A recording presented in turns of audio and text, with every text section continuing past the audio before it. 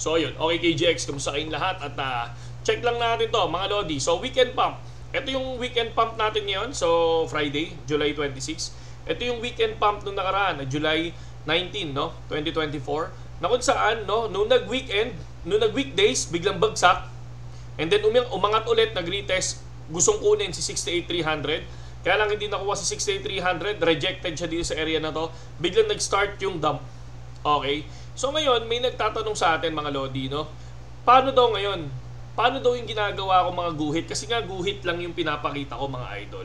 Okay, sige, pakita ko sa inyo, no? Para at least sa mga bago nating subscriber, no? Sa mga bago lang dito mga Lodi, no? Keep like, share, and subscribe lang sa YouTube channel natin. Kung nanonood kayo sa Facebook page natin, keep like and subscribe din sa Facebook page natin or follow. Sa Twitter, ganun din, no? Pakiclick nyo na lang kasi minsan doon ako nagpo-post, minsan sa YouTube channel natin. Okay, so dito natin unahin. Bakit ako may support dito? Kasi tinitingnan ko lagi kung nasa ng big pump, saan nag-start ang big pump, saan nag-start ang big dump. Parang ganun siya. Okay? So far tama naman yung mga nakikita kong guhit natin sa area na to. Katulad nito, si 688. Kung mapapansin nyo, dito nag-start yung big dump natin. Okay?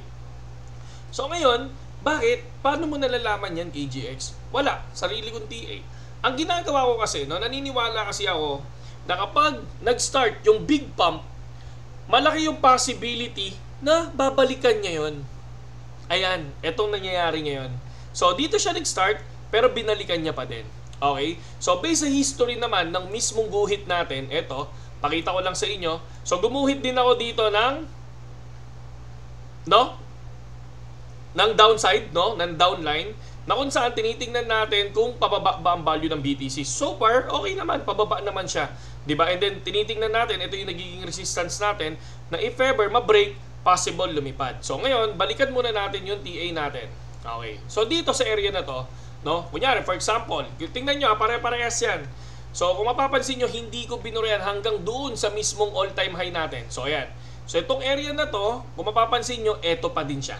Tama, mali. Diba? Yan pa din siya. So kung mapapansin natin, nagkaroon ng big pump dito sa area na to, ginawa ko na kaagad siyang support. No? Kasi umaasa ako na babalik siya. Okay? So ngayon, nung biglang lumipad ulit, no? Tingnan nyo, bumalik ulit siya. So ngayon, lumipad ulit mga Lodi, no? Tapos kung papansin nyo, bumalik ulit siya. So ngayon, bakit meron ka dito KGX? Kung yan lang naman yan. Okay, balik ulit tayo sa history, no? Kasi kung mapapansin nyo, tagal ko na rin, no?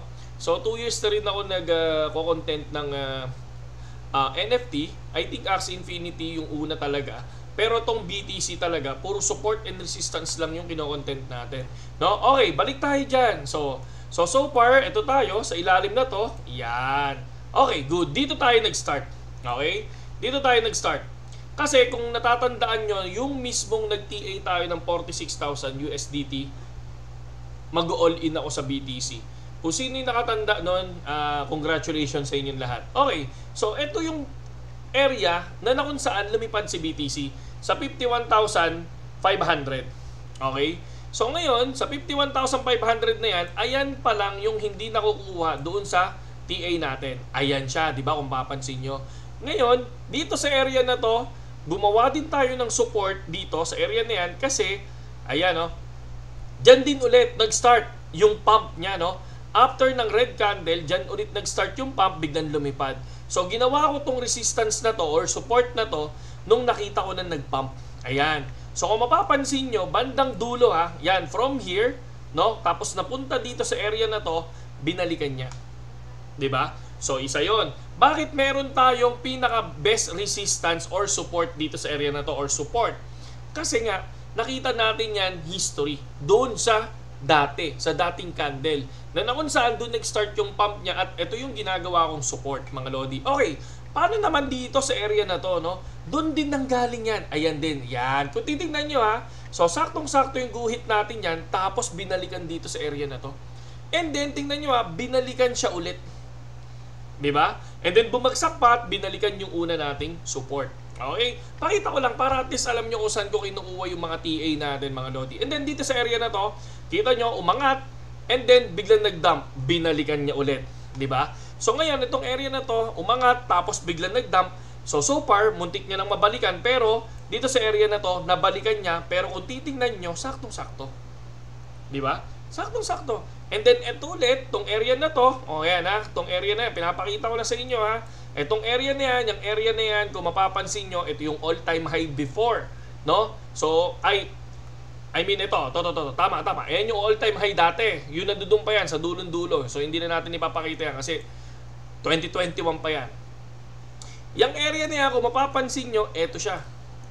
So, kung titingnan nyo bang, pasok pa rin, di ba? Pero, ganun din siya pag sa ilalim. So far, nag-big dump, di ba? Ayan kitang-kita naman, kung titingnan nyo ayan, yung area na to, sa pump. Tapos ito, yung big dump niya, yung area na to, yan. Nagsimula yung dump, ayan, dump siya. So dump, hanggang sa boom, nakuha niya ulit. Di ba? Talagang ganun. Kaya gumagawa ko ng support and resistance, hindi galing lang yan kung saan ko kinuha. Kung hindi galing yan kung saan ko lang maisip, hindi. Talagang tinitingnan ko sila, no? Hanggang dulo, kung hanggang saan yung nakikita kong pwede kong kuhanan, no, ng pinaka-support and resistance natin. Wala akong alam sa daily candle nyo, wala akong alam dyan. Sa mga daily candle nyo na everyday kayo nagtitrade, so paldo kayo na lang yun, no? So ako, ang ginagawa ko, basta ako, nag-set ako ng support and resistance, doon ako pumapasok. Katulad nito, ayan. Etong area na to, tingnan nyo etong ginawa kong guhit na yan, bang! Pagdating dito, saktong-sakto, and then, ayun, nag-pump. Diba? So ito din. So kung makapansin nyo, dito nag-start yung pump, and then binalikan niya rin. So ngayon, nagpa-pump siya. So tingnan natin kung hanggang saan to. No? Ngayon, ang gagawin natin, once na biglang lumipad dyan, tandaan nyo, no? May reversal yan. Okay? May reversal yan. Okay? So, yun yung lagi kong tinitingnan. Yun yung lagi kong inaaral. So, kaya hindi ako basta-basta pumapasok sa trade. Katulad kanina, pumasok lang ako. Siyempre, pakita ko na rin.